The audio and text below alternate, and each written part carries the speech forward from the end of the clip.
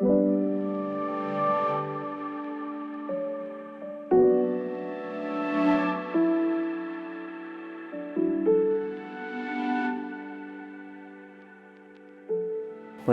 Iñaki Mujika Euskal Lanbide Eskolako irakasle, zuzendari izandakoa, Eusko Jaurlaritzan ere ardura batzuk izan zenitun, Zubigune Fundazio ere sortu zenuen, sortzaileetako bat izan zinen, hasteko lehenik eta bain eskerrik asko gurera etortzeagatik. Hauaren 25. urte hurrenean Kafe Garaia izeneko atal hau jarri dugu martxan, elkarrizketa xorta hau. Eta gonbidatu guzti lehenbizi galdera hoxe egiten digu eta zuri ere egingo dizugu. Zu non zeunden duela 25 urte? Bueno, ni orain dela 25 urte, 1986, ez? Momentu horretan, ni Usurbilgo Lanbide Eskolako zuzendaria nintzen, Zumarte Musika Eskolako zuzendaria ere bai, tarte horretan, eta hortzen, pixka bat alde horretatik hortzen, ondo. Udaletxetik egoi atera berria, eta 1900. Udaletxean zertan jardun zenuen, zinegotzi bezala? Bai, zinegotzi bezala atera berria. Ni zinegotzi bezala egon nintzen 1983-tik 87. Gero 1981-tik 85, eta justu hortik atera, eta, bueno, 86an, esatizut, eskolako zuzendari bezala eta Zumarten zuzendari bezala bai. Bueno, gazte-gaztetatik Lanbide Heziketan aritzeko bokazioa izan dezula esan daiteke, esan dudan moduan, kargu guztiak pasa dituzulako, ez? Ez da, nola piztu zitzaizun zuri Lanbide Heziketarako joera eta bereziki irakaskuntzan aritzeko joera? Etxetik datorkizu akaso? Ez, bueno, ni Usurbilgo Lanbide Eskolako ikasle ez naiz izan. Ez da, ikasle izan, barkatu. Ez, ni zaharragoa naiz, baino, nik hemen EGB, garai hortan EGB, Usurbilgo Lasalle-tarren eskolatik atera, 14 urtekin, eta Zarautzen izan nintzen ikasle, Lanbide Heziketako ikasle. Handikan joan nintzen Arrasateko Eskola Politeknikora. Eta hantzen, 1979an bukatu nuen, eta ondoren soldaduzkara. Guri tokatu zitzaigun soldaduzkara jutia. Nola tokatu zitzaizun zuri? Madrila. Eta Madrilen izan nintzen, hantzen, ia urte bete, murriztu nuen aldun guztiena. Eta Madrilen izan nintzen, eta handikan etorri ginean, soldaduzkatik etorri nintzen nian, hemen langabezi handia zegoen. Eta nire kuadrilako jende guztia ere, langabezian eta arratzaldeetan, eta ikusten nituen, kartetan eta musian eta hori ez.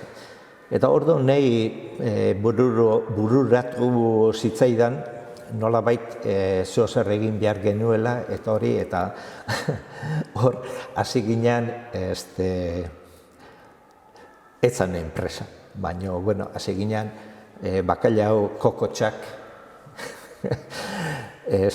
ateratzen eta saltzen. Eta hortik sortu genuen prig kokotxak, prig.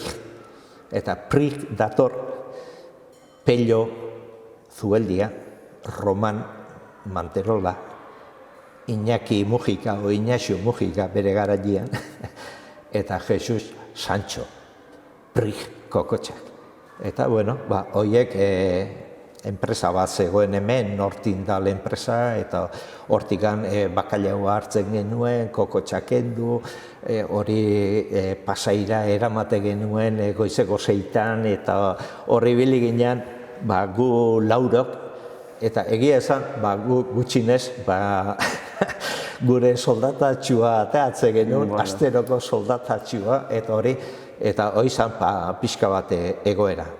Eta honekin lotuta, nire lanbide heziketako ibilbide horrekin, hor lotura dauka, momentu horretan, gu lanian eginala, hor Pepe Fernandez, hemen Usurbilen ezaguna dan irakasle bat, gerturatu zitzaigun eta esan zigun.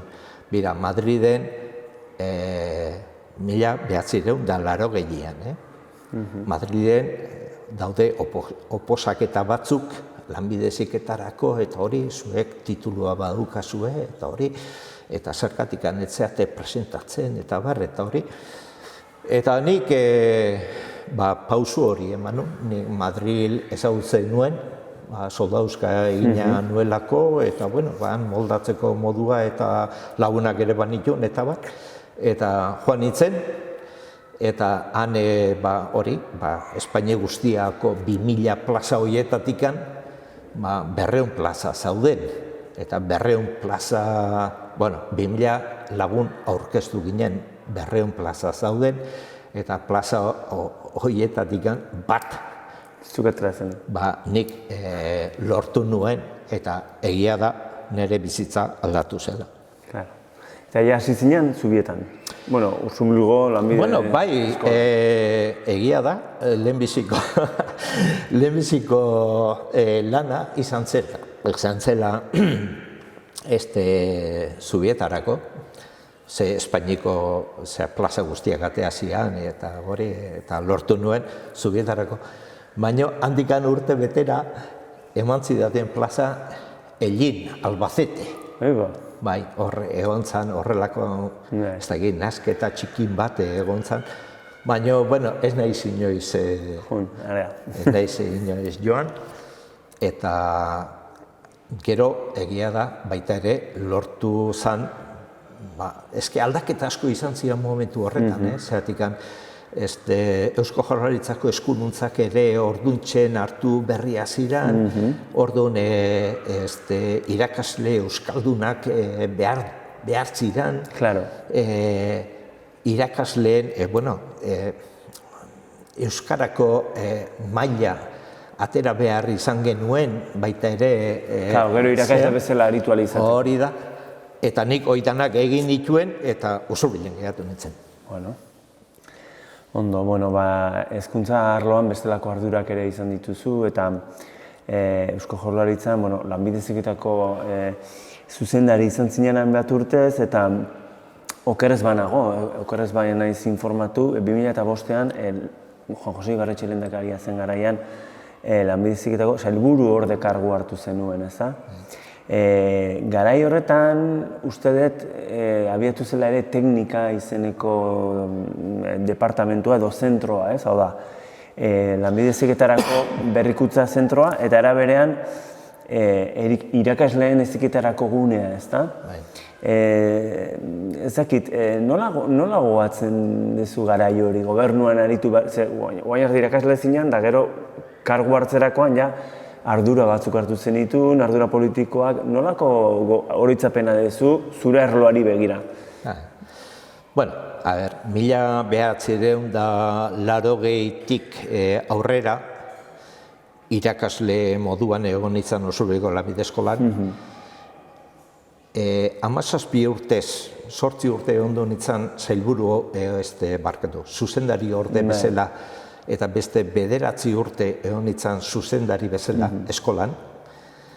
Baina 2001an, ez 2005an, 2001an, etel da lanbide heziketako ikastetxe hitzartuen elkarte bat. Hango presidentea eta biok eskatu genion Sabin Intxaurragari orduan hezkuntzako sailburua zena, eskatu genion lanbide heziketak behartzuela sailburu ordetza bat. Bere garaian zeuden hezkuntzako sailburu ordetza, unibertsitateko eta ikerketako sailburu ordetza, eta administrazio eta personalgo sailburu ordetza. Eta gu proposatu genion sailburu ordetza bat gehiago lortzea. Hori oso zaila da gobernuan goi kargu berri bat lortzea. Kentzea erresagoa izatea jartzea baina. Baina sailburu Sabin Intxaurraga sailburuak lortu zuen, Juan Jose Ibarretxekin, hori lortzea. Eta hori izan da oso puntu ikeragarria. Karo, horrek ekarri zuen bere momentuan, ni gaineze Usubliko lanbide eskolan zuzendarien egoen, eta gaineze nire kargua berritutan neukan beste 4 urterako. Baina, Sabin Intxaurragak hori lortuta, sailburu ordetza hori lortuta, eskatu zidan Eusko Jaurlaritzara joatea lanbide heziketako zuzendari bezala. Eta 2001-etik 2005-era lanbide heziketako zuzendari bezala izan nintzen, eta 2005-etik 2009-era sailburu orde bezala. Osea,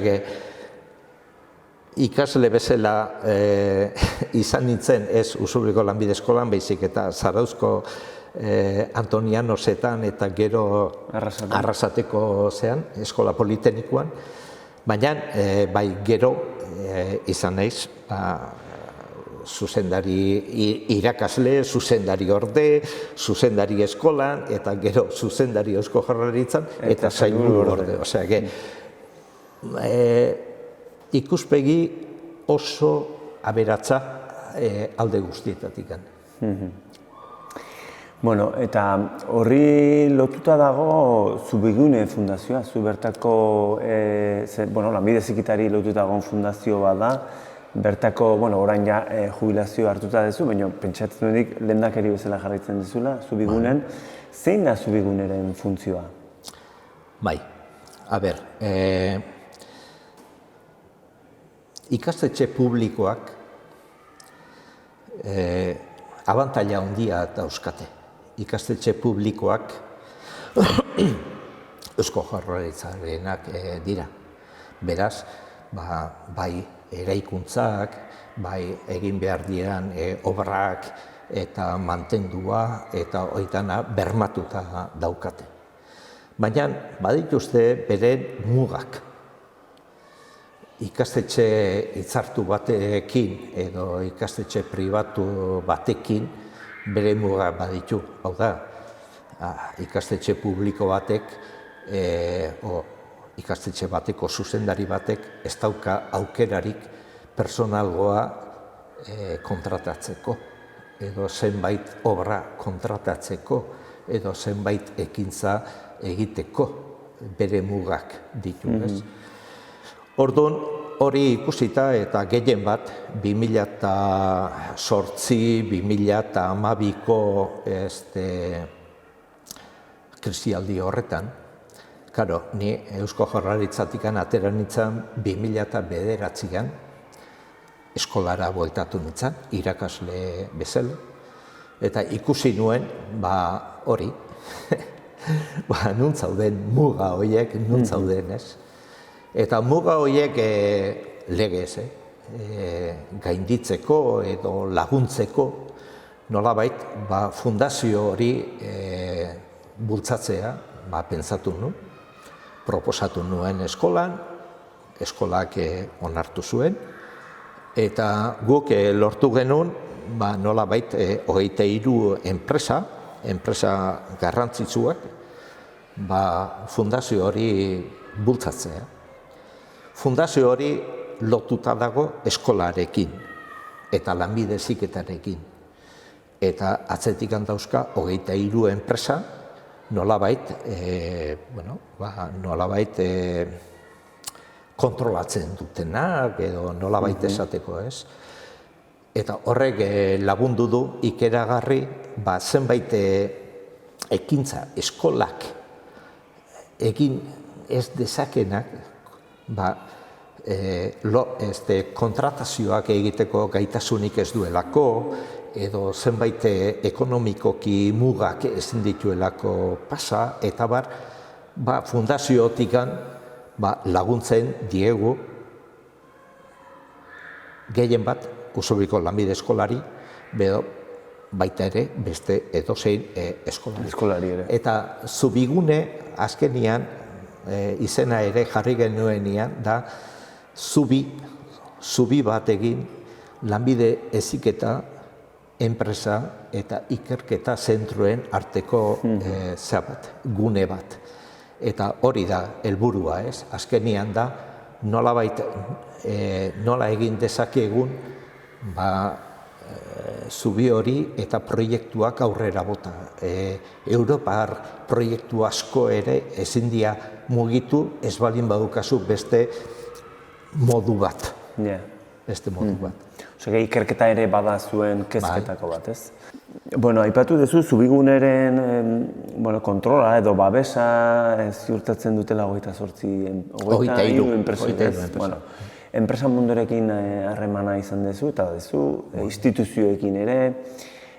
Orduan, pandemia bizitzea tokatu zaigun aldetik, denak ekonomiari begira gaude eta pixkat etorkizunari begira kezkatura da ere, ez? Baina zuk, gutxi asko gertutik edo hurbil jarraitzen dituzu enpresa, instituzioak, ez dakit, zure perspektibatik, etorkizun hurbil hau ekonomiaren perspektibatik beti ere, itxaronpetxu ikusten duzu edo oraindik kosta egingo da pandemia aurreko martxa berreskuratzea. Zein da zure inpresioa? Nire inpresioa da, benetan, nik uste sare bat, industri sare bat potentea daukagula.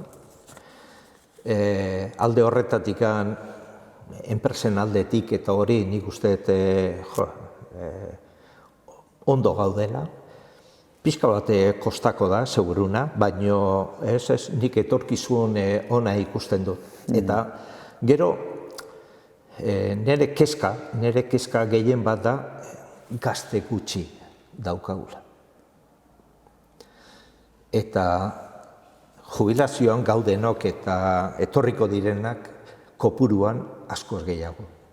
Orduan hor desoreka bat dago, garrantzi handikoa, eta hori nik ez dakit danak ikusten duten, nik uste baietz.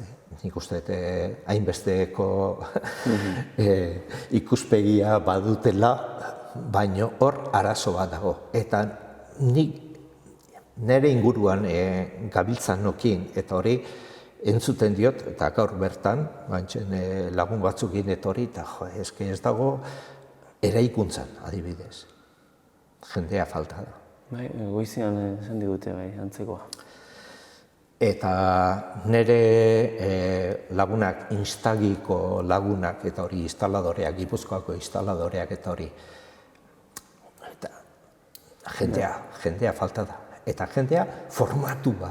Bai, hori da, profesionalak. Profesionalak, ja, behintzate, ikasketa batzukin eta hori, eta hori.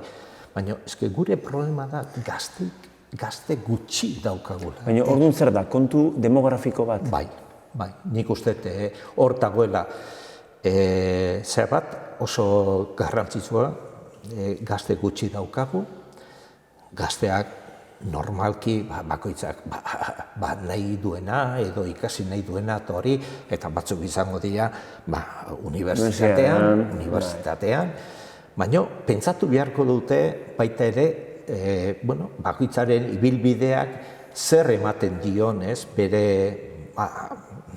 ogibidea lortzeko modua. Zatik nik ondo ikusten dut, nire gustukoa da hau egitea unibertsitatean.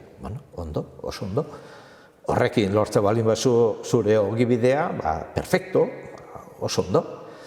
Baina lanbide heziketatik nik uste dut aukera askoz gehiago daudela Eta lanbide Lan heziketak... arloan irteera gehiago, Bai, ez? eta lanbide heziketak ez duela unibertsitateko bidea ixten. Claro. Eta hori da, nik uste saldu behar deguna, baina benetan ez saldu saltzeatik, ez, benetan sinisten degulako, azkenian lanbide hori gustokoa balin badu, eta hori horrek bidea irekitzen diola baita ere unibertsitatean gero jarraitzeko eta bere bidea egiteko, ez? Bizitza luzea da, Osea, formakuntza, etengabeko formakuntza luzea da. Bai, bitu, nire garaian, nik nuzea hautatu nuen, ez? Nire adineko gehientxuen bezala, ez? Baina garaian hartan, lanbide heziketan oso ondo ikusi ez dakit zergatik, ez? Baina ikusten dudanez gauzak ez di asko aldatu, edo bai. Prestigioa irabazi du, edo oraindik kosta egiten da gurasoek. Gurasoek aukeran nahiago dute bere seme-alaba unibertsitatea joatea, ez? Oraindik badago hori, Galdera hori egiten danean eta hori eske oso interesgarria da, lanbide heziketa zer moduz, oso ondo, baina zure seme-alaba no joango da eta unibertsitatera. Nik uste salto haundia egin dela, azkeneko urte hauetan, inbertsio haundiak egin dira eskoletan. Ni 1980 edo oraingo ikastetxeak eta denak ezagutzen ditut, ikastetxe publiko zein hitzartuak, ni danetatik pasa naiz, eta badakit ze ekipamentu dauden eta hori ezagutzen den, eta nik esatia daukat, osea, gai askotan, unibertsitateak eta ez daukaten ekipamentua daudela lanbide heziketako eskoletan. Puntako zentroak dira. Dudik gabe, eta usobilkoa, baina dudik gabe. Nazioartetik eta etortzen dira askotan, ez? Irakasleak eta... Bai. Baina hori da, urte askotan, ibilbide nahiko garbia izan dutelako, izan dugulako, eta lagundu dugulako, eta danok egin dugu, bide hori. Baina benetan, nik uste gaurko egunean, irteera oso interesgarria dela, eta ez dula izten aurrera jarraitzeko bide hori, eta lehengo egunean egon nintzen, eta esango izut, ekintza ikastolan. Eta ekintza ikastola beti izan da pixka bat unibertsitatera bideratutako gauza, baina hausnarketa bat egin dute, eta aizu, unibertsitateko aukera hor daukate, baina lanbide heziketakoa ere hemen dago, eta gero aukera desatela familiak eta ikasle bakoitzak eta hori, ez? Eta nik uste oso ona dela, hori... Aurre iritzi asko ja erortzen ari dira, ez? Bai. Eta nire garaia gora ekarriz, nik gazten izanean, lanbide eskola oso maskulinoa zen. Ez dakit, pentsatuz hortan ere aldaketak emango zirela, ez? Gero eta neska gehiago animatuko direla, ez? Baita lan industrial edo mekanikoetara, ez da? Bira, eske leheno, eta gure garailean, nire garailean, lanbide heziketa ia zan, elektrizitatea, mekanika eta administratiboa. Egia bazaude ere, delineazioa eta horrelako... Baina gehien bat hori izan... Hiru adarroiek, ez? Bai, hori izan ikastetxe gehienetan ematen zera. Orduan, mutilak elektrizitatea eta mekanika eta neskak administrazioa eta hori. Hala da guztiz ere, gaurko egunean daude 23 famili profesional desberdinak. 23. Erdi mailako eta goi mailako zikloen artean daude 100 gehiago ziklo desberdin. Osea, bera ze... Diversifikazio, ez? Bai, ze abaniko zabala dagoen bakoitzak aukeratzeko nahi duena, alde horretatik. Euskeraz da erderaz eta bere duan ere bai. Orduan, aukera daukate ez dago aitzakirik. Dana dala. Emakumezkoak, neskek, arrolak aldatzia oso zaila da, eta hori saiatu gehala, bai Eusko Jaurlaritzatikan eta oraindikan ere, eta propaganda guztietan, eta Confebaskekin ere bai, eta hortzen argazkik eta zean ez, aldizkaritan, eta egiten diran propaganda guztietan, kanpaina guztietan, eta hori, eta neskak eta mutilak, eta hori, baino zaila da, ze familien artean, gurasoen artean, eta lagunen artean, eta gero baita ere tutorek ere, ikastetxeetako tutorek ere lan ezagutu behar dute ondo lanbide heziketa. Gaurko egunean, jartzen dutenean lanbide heziketa lan, ez dakit, lan gogorra, lan ez dakit zer, buzo urdina, eta hori, alderantziz, daude milaka lanpostu oso teknologikoak, oso mutil da emakumentzako, neskentzako egitea daukatenak, lasai, eta baina bai, lan handia daukagu hor oraindikan, baina ez, asko aldatu da, alde horretatik... Nik ere impresiori daukat, bai. Nik ere impresiori daukat. Bai. Azkeneko 25 urtetan gauzak aldatu. Nik ezagutzen ditut, gure eskolan ibilitako, ez di hainbeste, baina neska batzuk mekanika egindakoak eta hori, eta gero ingenieritza egindakoak eta bar, eta txapo, oso... Ez que gainez, neskak ikasle asko sobegoa dira. Ez dakit, orokorrian, baina hala da. Aplikatuagoak adin ordan, ez? Takit, bai. Bueno, gaur Usurbilgo txistulari taldearen kamisetakin etorri zea. Bai, hemen. Zinpertako kidezea, eta txistulari talde izan zen. Hor, bestela korrekituko jaztu leheno bezala, baina okaz banago, zuek izan zineten Zumarte Musika Eskolaren sustatzaileak, ez? Bai. Zumarte zaharrari agur egin zitzaionean, agur ekitaldi izan zenean, ikasle, irakasle eta gurasoen omenaldia, ez? Jaso zen duten. Nola gogoratzen duzu egun hura? Bira, Zumarte, nola baite, hasi izan, nik txistua jotzen, hasi nintzen 9 urterekin, eta gaur ere ekitaldi bat eman dugu, Zaitzarren eta hori, 63 urtekin. Osea, bizitza guztia damakit txistua jotzen, ez? Txistulari taldea, momentu batian izan ginen, 20 lagun, 20 hortzen, eta esan genuen, behar dugu, ez dakit, beste instrumentu batzu sartzen jutia, eta bar, eta hasi ginen eskusoinuakin, hasi ginen trompetakin, hasi ginen klarineteakin, eta bar.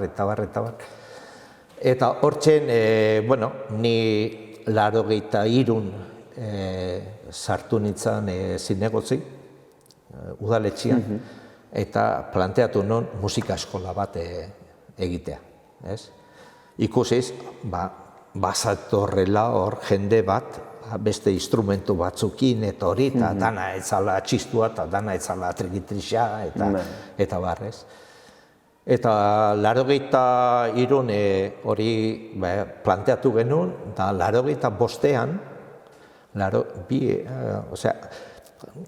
orduan zan Bila Pilar, Zumarte Musika Eskola zan Bila Pilar, hori erosi genuen, udaletxeak erosizun, eta hortxe hasi ginen, 85ean estatutuak eta idana neonek prestatu nituen, nire lantaldearekin eta bar, eta hori izan zen horko zea, eta gero esatezuna, 32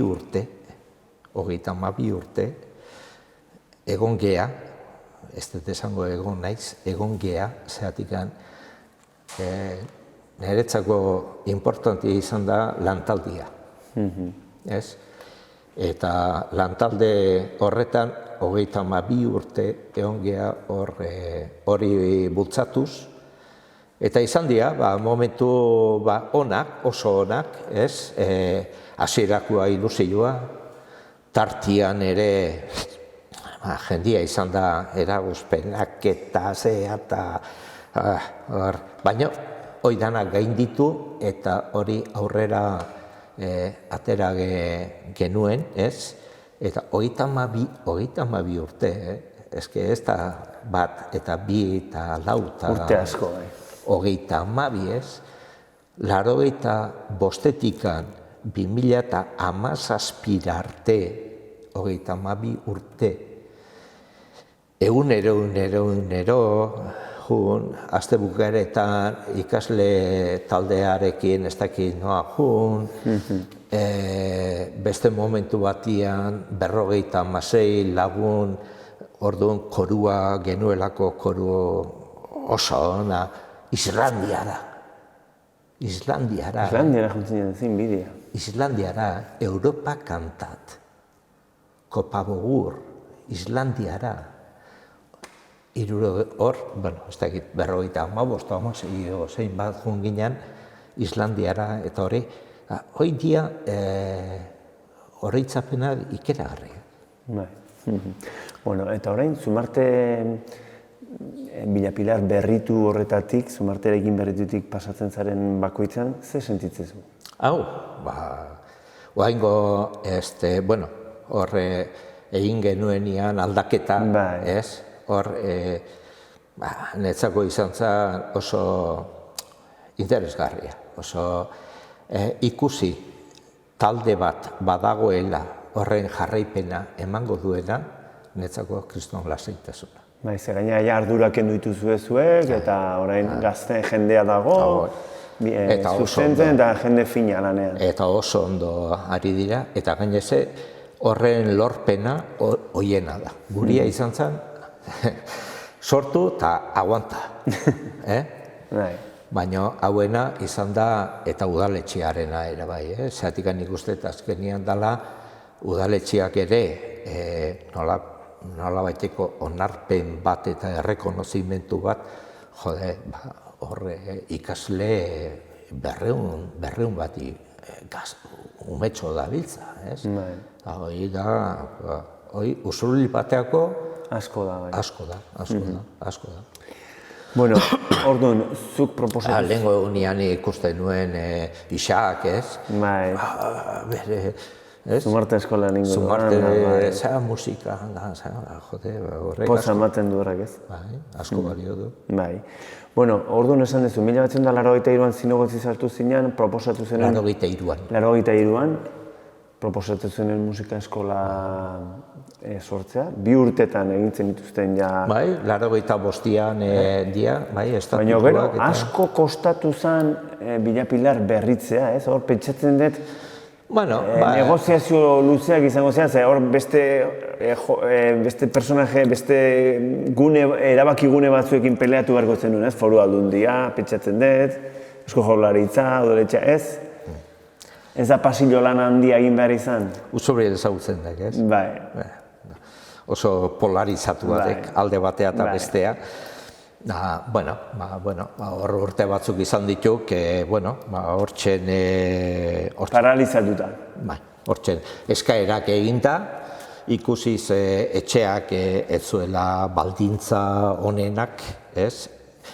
Baina, behar bada udaletxean ere, beste behar batzuk ere izango zian. Beste lehentasun batzuk. Baina, nik uste, Geo Xabier, arregik eukizuela olako sensibilitate berezi bat, eta bere ingurukoak ere bai ez alkatea bakarrikan, eta gero ondorengoak, ez? Eta hori uste esan beharra dagoela, zeratik orain dago eraikin potente bat, moderno bat, nik uste asko ezagutze ez dutena, baino hurbildu eta... Sartu, ikusi. Bai, egin behar luketena, eskatu, Ikustea jatoz, bai, eta gainez albalin badute ikasleak ikasten nahi dian momentuan, zeatik ez da ezer pasatzen, handikan ikustia bat klarinetia jotzen, bestia trekintrixa, bestia zea, ez? Eta nik uste oso interesgarria dela, erakustekoa da, erakustekoa da, eraikina eta egiten ari diren lana. Eta hori da, oraingo zuzendaritzen, zea. Bueno, amaitzeko, NOAA sortu zen euskararen normalizazioan eragiteko, eta elkartea sortu zen duela 25 urte, aldizkaria jarri zen martxan, gero interneten olatu horretara ere murgildu zen edo eta bestela ere, elkarte bezala kultura arloan eta aisialdian aritzen da, ez? Bueno, zuk daukezun adinagatik, izan dituzun ardura guztiengatik, gutxi asko gertutik edo hurbil jarraitu duzu NOAAren martxa, ez dakit, zure perspektibatik, zure ustez, NOAAk zer du faltan edo zer du soberan? Bueno, nik garbi esango diat, NOAA sortu guan, 86an. Ni udaletxetikan, zinegotzi bezala, 85an atera nintzen, ez? Eta nire ustez, eta gainez hemen idatzita zaukat, nik uste nuen baino orekatu haua, nik uste nian izango zela, beste erabateko aldizkarien mota bat eta hori, eta alde horretatik esan behar diat, nik uste nuen baino orekatu haua, gustoz irakurtzen diat eta benetan nik uste txukun eta oso ondo dagoela. Eta orain broman esaten diat pixka bat, Konfiantzan. Kuadrilan eta hori askotan egote gaitu esaten, hemen horri arroxa batzuk falta dituko pixka bat. Bixigarri pixka bat. Ez hain serio, ez da? Bai, horrelako zea bat, baina hori broman esaten diat, zea. Nahi baina ipatu diago, hemen pixka bat zea falta, a ber, pasa... Saltza pixkat. Bai, saltza pixkat, horri arroxa horietako. Ez proposatzen duen lehenengoa eta bakarra, Bueno. Igual serio hartu beharko. Bueno, lasai hartu. Oso ondo, Iñaki o Iñaxio, ez dakit nola deitze dituzuen? Hemen usobilan batzutzako Iñaxio, baina geho... Arlo instituzionalean Iñaki. Bai, hor gertatu guan, ni lanbide heziketan lanian hasi nintzanean, eskolan, ni leheno niñoan Iñaxio. Eta batzuntzako Ignacio Maria, Ignacio Mari. Baina eskolan hasi nintzanean, zitzauden bi konserje, bi atezain, bat Ignacio eta bestia Ignacio. Eta hirugarren Ignacio, eta azkenian Iñaki. Iñaki eta Iñaki gehatu guan, eta oain nau Iñaki Mirena. Bueno, karnetian. Beitu. Jute balin baizuain izenak aldatzea, eta hori. Bueno, Iñaki, eskerrik asko, plazera hundi izan da, eskerrik asko tarte eskaintzeatik eta datu guztiak plazaratzeatik. Oso ondo, eskerrik asko zuei, baita ere, azalpen hauek emateko aukera izateatik. Plazera izan da. Oso ondo.